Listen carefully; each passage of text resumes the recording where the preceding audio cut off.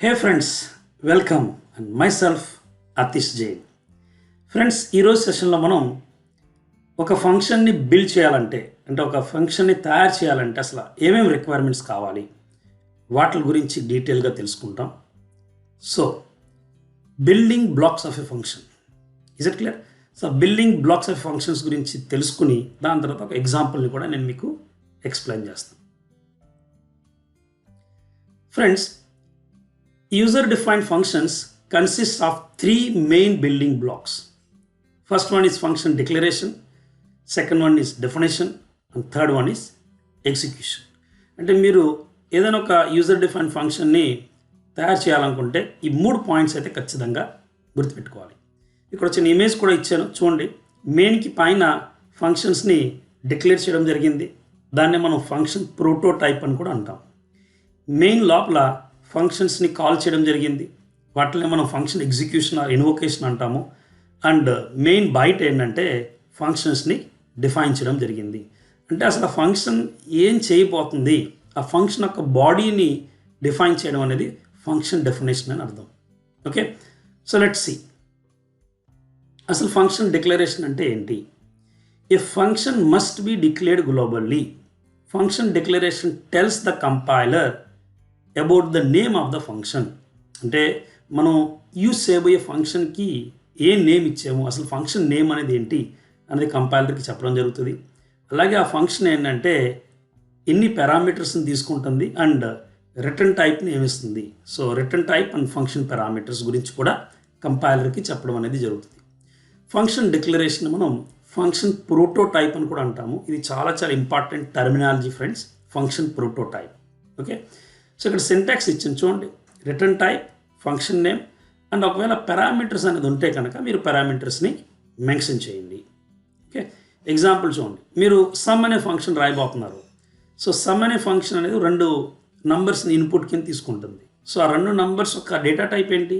Integers for example. So integer integer అని రాసింది. 2 నంబర్స్ని add చేసి సమ్ అనే ఫంక్షన్ ఒక రిజల్ట్ని ఇస్తుంది. సో ఆ రిజల్ట్ ఒక డేటా టైప్ ఏంటి? Integer. Is it clear? So మీకు లెఫ్ట్ సైడ్ ఉన్నది ఏదైతే కనుక ఒక డేటా టైప్ ఉందో అది మీ అవుట్పుట్ వచ్చే డేటా టైప్ అని అర్థం. మీన్స్ మీ ఫంక్షన్ ఒక అవుట్పుట్ని ఇస్తుంది, అవుట్పుట్ ఒక data type. Okay, right side ఏవైతే ఉన్నాయో అవి మీ ఫంక్షన్ ఇన్పుట్ తీసుకునే డేటా ఏదైతే ఉంటుందో వాటిలో ఒక డేటా టైప్. దీన్ని మనం ఫంక్షన్ డిక్లరేషన్ అంటాం friends. Next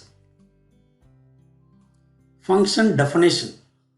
function definition means defining the function body, writing the actual logic of the function. Means actual ఆ లాజిక్ ఏదైతే ఉందో అది రాయడం అన్నమాట ఫంక్షన్కి సంబంధించింది. So that is nothing but what the function is going to do. ఆ function అసలు ఏం పెర్ఫామ్ చేయబోతుంది అనేది మనం ఫంక్షన్ డెఫినేషన్లో రాస్తాం.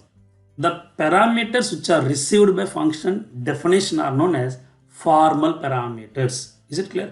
సో మీరు ఫంక్షన్ని కాల్ చేసేటప్పుడు ఏవైతే కనుక మీరు పారామీటర్స్ని పాస్ చేస్తారో ఆ పారామీటర్స్ని మీ ఫంక్షన్ డెఫినేషన్ రిసీవ్ చేసుకుంటుంది. ఓకే, అండ్ వాటి మీద ఏంటంటే ఆపరేషన్స్ని పెర్ఫామ్ చేసి రిజల్ట్ని మీకు మెయిన్ ఫంక్షన్కి రిటర్న్ చేయడం అనేది జరుగుతుంది. సో సింటాక్స్ చూడండి. Return type, function name and parameters.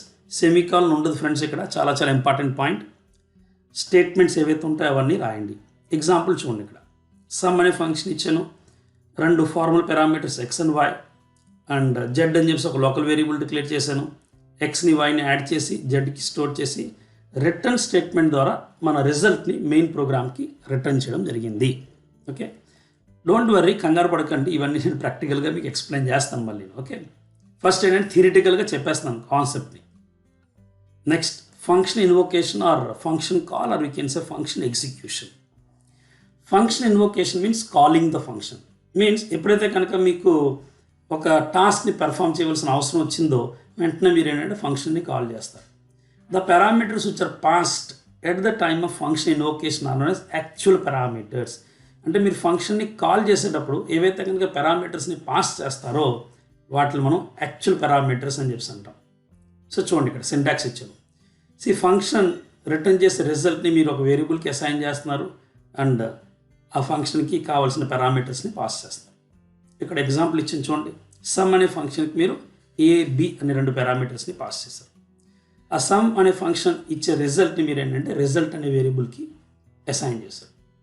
Friends ఇంకొక పాయింట్ ఏంటంటే ఇక్కడ మీ యాక్చువల్ పారామీటర్స్ ఏవైతే ఉంటాయో అవి వేరియబుల్సే కాదు, కావాలంటే మీరు కాన్స్టెంట్స్ని కూడా కావాలంటే పాస్ చేయొచ్చు.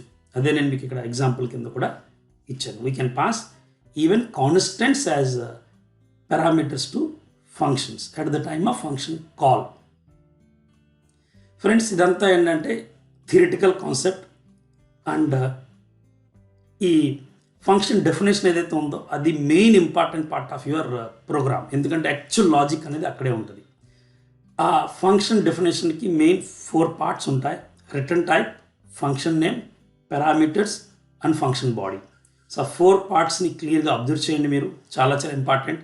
అండ్ ఇంకొక ఇంపార్టెంట్ పాయింట్ ఏంటంటే ఫంక్షన్ డెఫినేషన్లో ఫంక్షన్ నేమ్కి చివరన సెమీ కాలన్ ఉండదు. చాలా చాలా ఇంపార్టెంట్ పాయింట్ ఫ్రెండ్స్, ఓకేనా? సో మీకు ఇదంతా క్లియర్గా అర్థమైతే ఇప్పుడు నేను మీకు చెప్పిన కాన్సెప్ట్స్ అన్నిటిని ఒకసారి ప్రోగ్రామటికల్లీ ఒక సమ్ ఆఫ్ 2 నంబర్స్ ప్రోగ్రామ్ రాసి చూపిస్తాను, ఓకేనా friends? So let's start C free IDE. Friends ఇది మన C free IDE and add two function dot C అనేది program name. And sum of 2 numbers ప్రోగ్రామ్ని ఫంక్షన్స్ ద్వారా ఎలా రాయాలనేది మీకు ఎక్స్ప్లెయిన్ చేస్తాను, ఓకేనా? Step by step. Friends first of all చేయవలసింది ఏంటంటే మీరు ఒక ఫంక్షన్ని డిఫైన్ చేయాలనుకున్నప్పుడు మీరు ఆ ఫంక్షన్ అసలు ఎలా ఉండాలి అని చెప్పి డిసైడ్ చేసి దాన్ని డిక్లేర్ చేయాలి. సో ఫంక్షన్కి సమ్ అని పేరు పెడదారనుకుంటున్నాను. సో సమ్, ఈ ఫంక్షన్ ఏంటంటే 2 ఇన్పుట్స్ని తీసుకుంటుంది. ఆ 2 ఇన్పుట్స్ ఒక డేటా టైప్ అనేది ఇంటీజర్. మీరు ఏ డేటా టైప్తోనే వర్క్ చేయొచ్చు ఫ్రెండ్స్, బట్ నేను ఇంటీజర్తో వర్క్ చేస్తాను కాబట్టి ఇంటీజర్ అని ఇచ్చాను, ఎందుకంటే 2 ఇన్పుట్స్ని తీసుకుంటాను. ఈ ఫంక్షన్ ఒక రిజల్ట్ని ఇస్తుంది కాబట్టి అది ఇంటీజర్ టైప్, సో ఇంటీజర్ అని చెప్పి రాసింది. దీన్నే ఫ్రెండ్స్ మనం ఫంక్షన్ డిక్లరేషన్ అంటాం or function prototype. Okay, next మీకు ప్రోగ్రామ్ కావాల్సిన వేరియబుల్స్ని డిక్లేర్ చేయండి. 3 వేరియబుల్స్ డిక్లేర్ చేశాను, వాటిని 0కి ఇనిషియలైజ్ చేస్తున్నాను. ఫ్రెండ్స్ ఇప్పుడు 2 నంబర్స్ని ఇన్పుట్ తీసుకోండి. Enter 2 numbers. ఫ్రెండ్స్ ఇప్పుడు వరకు చాలా ప్రోగ్రామ్స్ రాసాం కాబట్టి ఇప్పుడు నేను ఒకే సింగిల్ స్కాన్ఎఫ్లో 2 నంబర్స్ని రీడ్ చేసేస్తాను. Okay, so %(a), %(b). Okay, next ఇప్పుడు ఏం చేస్తారంటే మీరు ఫంక్షన్ని కాల్ చేయండి, సమ్ ఫంక్షన్ని. సో ఆ సమ్ ఫంక్షన్ ఇచ్చే రిజల్ట్ని ఏంటంటే సిలో స్టోర్ చేయాలి. సో $(a), రిజల్ట్ని తీసుకెళ్ళి సికి అసైన్ చేశారు. ఇప్పుడు ఏం చేస్తారంటే రిజల్ట్ ఈజ్ అని ఇచ్చి %d, సిని ప్రింట్ చేయండి ఫ్రెండ్స్. ఓకే, అండ్ ఇక్కడ /n కావాలంటే /n ఇవ్వచ్చు మీరు. నెక్స్ట్ దీన్నే మనం ఫంక్షన్ కాల్ అని చెప్పి అంటాం, ఫంక్షన్ కాల్. ఇప్పుడు ఫంక్షన్ని డిఫైన్ చేయాలి ఫ్రెండ్స్. ఫంక్షన్ డిఫైన్ చేయాలి ఎలాగంటే రిటర్న్ టైప్ అనేది ఇంటీజర్, సమ్ అనేది function name, integer x, integer y. Friends ఇక్కడ ఏమవుతుందంటే ఎప్పుడైతే కనుక మీరు ఇక్కడ సమ్ ఫంక్షన్ని కాల్ చేస్తారో కంట్రోల్ ఇక్కడికి జంప్ అవుతుంది. అంటే లైన్ నెంబర్ 18లో ఫంక్షన్ కాల్ ఉంది, కంట్రోల్ జంప్ అయి లైన్ నెంబర్ 24కి వస్తుంది, ఎందుకంటే ఇక్కడ ఫంక్షన్ డెఫినేషన్ ఉంది కాబట్టి.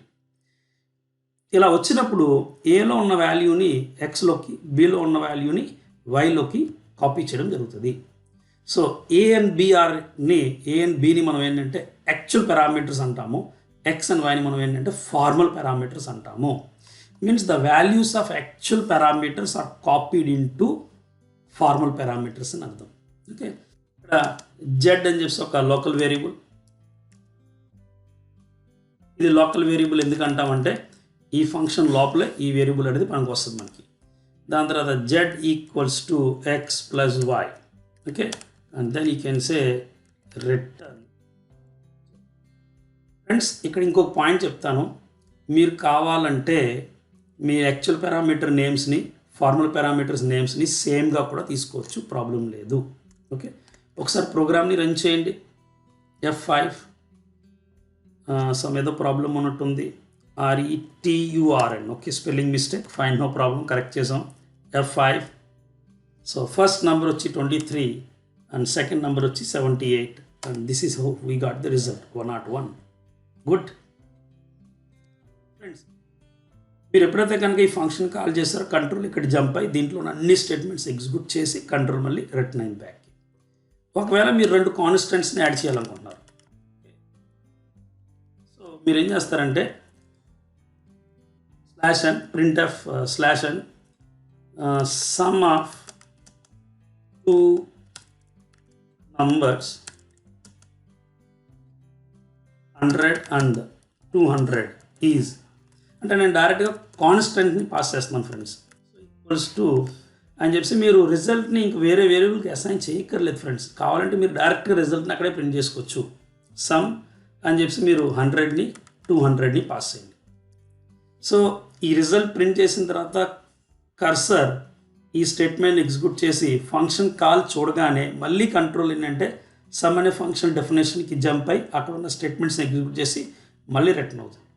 అంటే మీరు ప్రోగ్రాంలో ఏదైనా ఒక పర్టికులర్ లాజిక్ని మల్టిపుల్ టైమ్స్ యూస్ చేయాలనుకున్నప్పుడు ఆ లాజిక్ని అన్నిసార్లు రాయడం కన్నా ఒకసారి రాసి నంబర్ ఆఫ్ టైమ్స్ యూస్ చేయడమే ఫంక్షన్స్ అని నేను మీకు చెప్పాను. అదే ప్రాక్టికల్గా ఎక్స్ప్లెయిన్ చేస్తున్నాను. F5. సో ఫస్ట్ టైం ఏంటంటే నేను వాల్యూస్ని యూజర్ దగ్గర నుండి ఇన్పుట్ చేస్తున్నాను. సెకండ్ టైం ఏం చేశానంటే ఆ వాల్యూస్ని డైరెక్ట్గా మనం ఏంటంటే ఫంక్షన్కే పాస్ చేయడం జరిగింది. సో ఈ విధంగా సమ్ అనే లాజిక్ ఈ ప్రోగ్రాంలో 2 టైమ్స్ ఎగ్జిక్యూట్ అవ్వడం జరుగుతుంది, కానీ మనం రాయడం ఒకసారి రాసాం friends.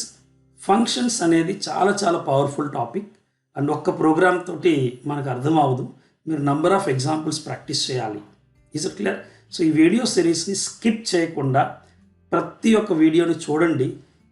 End of this function video series మీ అంతటా మీరు ఏంటంటే ఓన్గా ఒక హెడర్ ఫైల్ని రాయగలుగుతారు అండ్ హెడర్ ఫైల్లో నంబర్ ఆఫ్ ఫంక్షన్స్ ఉంటాయి.